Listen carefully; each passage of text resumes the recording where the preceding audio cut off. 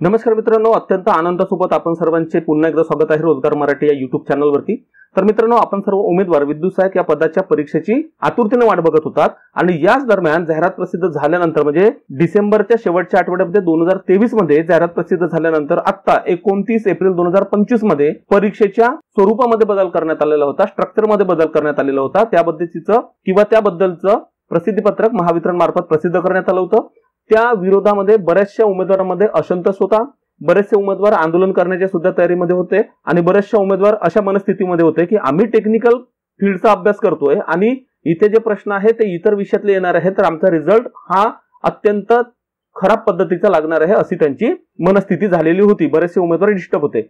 या विषयाचा सविस्तर व्हिडिओ आपण या अगोदरच आपल्या चॅनलवरती टाकलेला आहे। तुमच्या मनातली खतखत आपण तिथे मांडण्याचा प्रयत्न केला होता। तुमचे जे काही प्रश्न आहेत ते आपण या ठिकाणी घेतच असतो आपल्या चॅनलवरती आणि त्या अनुषंगाने तो व्हिडिओ आपण बनवला होता। आणि आज अशी आनंदाची बातमी आहे की आज 2 मे 2025 म्हणजे 29 तारखेला जे काही पहिलं प्रसिद्धीपत्रक प्रसिद्ध करण्यात आलं होतं त्यानंतर तब्बल 4 दिवसांच्या आतमध्येच हे नवीन प्रसिद्धीपत्रक प्रसिद्ध करण्यात आलं। त्यामध्ये परीक्षेचा पॅटर्न हा चेंज करण्यात आलेला आहे, जो की आनंदाची बातमी आहे तुमच्याकरता। ते कशा पद्धतीने आपण बघून घेऊ, आपण स्टेप बाय स्टेप बघू, जास्त वेळ तुमचा घेणार नाही।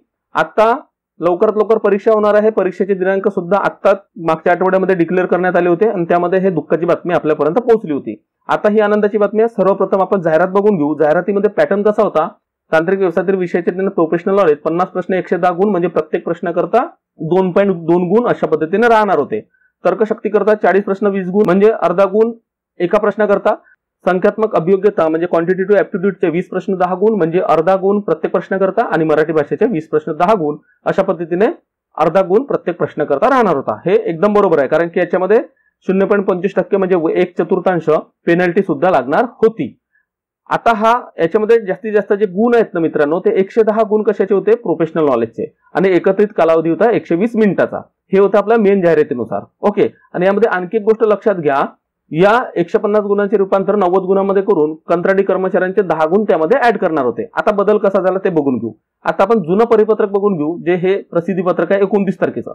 त्यामध्ये काय दिलं होतं, तांत्रिक व्यवसायातील विषयाचे ज्ञान 25 प्रश्न 50 गुण म्हणजे प्रत्येक प्रश्नाकरता 2 गुण, तर्कशक्ती करता 20 प्रश्न 40 गुण, संख्यात्मक अभियोग्यता 15 प्रश्न 30 गुण, मराठी भाषा 15 प्रश्न 30 गुण म्हणजे प्रत्येक प्रश्नाकरता 2 गुण, आणि 75 प्रश्नांची ही परीक्षा होणार होती 150 गुणाकरता। ठीक आहे, आणि मेन जाहिरातीमध्ये जर बघितलं 130 प्रश्न राहणार होते 150 गुणांकरता आणि 120 मिनिटाची परीक्षा होती। आता इथे काय झालं आहे, जुन्या प्रसिद्धीपत्रकानुसार 75 प्रश्नाची 150 गुणांची परीक्षा फक्त 75 मिनिटांमध्ये हे घेणार होते। ठीक आहे, याचा ड्रॉबॅक्स कसा होता आपण याविषयी चर्चा केली होती।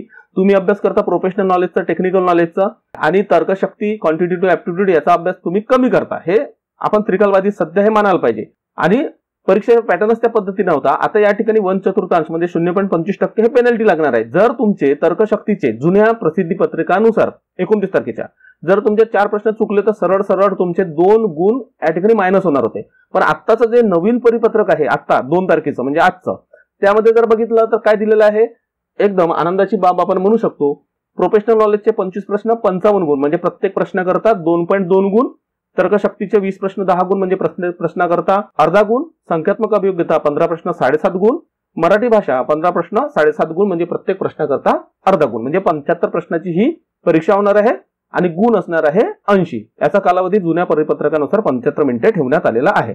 या ठिकाणी बघा, आपण जशी चर्चा केली होती 1/4 म्हणजे 0.25% इतके गुण दंड म्हणून आकारण्यात येणार। या ठिकाणी रिझनिंगचे म्हणजे तर्कशक्तीचे किंवा क्वांटिटेटिव्ह ऍप्टिट्यूडचे किंवा मराठी भाषेचे 4 प्रश्न जर तुमचे चुकले, 4 प्रश्नाची उत्तरे जर तुमची चुकली तर त्या ठिकाणी फक्त तुमचा अर्धा गुण मायनस होणार आहे। पण जुन्या परिपत्रकानुसार या ठिकाणी 2 गुण तुमचे मायनस होणार होते। आणि या ठिकाणी 25 प्रश्न 50 गुण म्हणजे 25 प्रश्नाकरता प्रत्येक प्रश्न जे 2-2 गुणांचा असणार होता आणि 50 गुणाचा, त्या ठिकाणी 25 प्रश्न ठेवले आहे पण 55 गुणांचे ठेवलेले आहे। आणि या ठिकाणी जे आहे तुमची जे 150 प्रश्नाची परीक्षा नव्हती म्हणजे पर्सेंटेज तुमचे ओके राहणार आहे, जे की जाहिरातीप्रमाणे दिलेले आहे। फक्त परीक्षेचा कालावधी कमी झाला असं आपण या ठिकाणी म्हणू शकतो। बाकी जो पॅटर्न आहे ना गुणांचा तो त्याच पद्धतीने आहे। ही अत्यंत महत्त्वाची बाब आहे। जसं आपण म्हटलं होतं की जाहिरातीप्रमाणे 150 गुणांची जी परीक्षा होती त्या 150 गुणांचं रूपांतरण हे 90 गुणांमध्ये करून त्यामध्ये कंत्राटी कर्मचाऱ्यांचे 10 गुण ऍड करण्यात येणार होते। त्या ठिकाणी काय दिलं आहे, मुद्दा क्रमांक 4, सदर जाहिरातीमध्ये मुद्दा क्रमांक 6.6 पुढील प्रमाणे वाचण्यात यावे.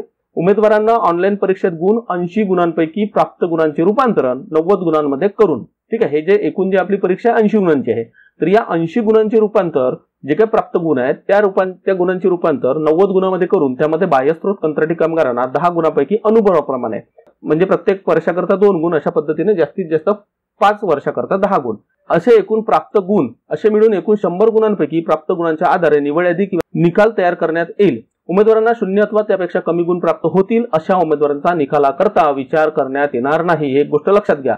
आता या ठिकाणी 0 गुण किंवा 0 गुणापेक्षा कमी येण्याचे चान्सेस खूप कमी आहे, कारण की तुम्ही टेक्निकलचे उमेदवार आहात. या ठिकाणी काही ना काही तुम्ही गुण घेणार आहात, पण या ठिकाणी तुमचे चान्स होते मित्रांनो. तुम्ही जरी या ठिकाणी चांगल्या पद्धतीने टेक्निकल नॉलेजचे प्रश्न सोडवले नाही, या ठिकाणी जर तुम्ही चुकलात, तुमचं कारण त्यामध्ये अभ्यासच नाही, आपल्या हातामध्ये फक्त 20 दिवस आहे आता, तर या ठिकाणी तुमचं मायनसमध्ये जाण्याचे 0 किंवा 1, 2, 3, 4 गुणांचे चान्सेस होते.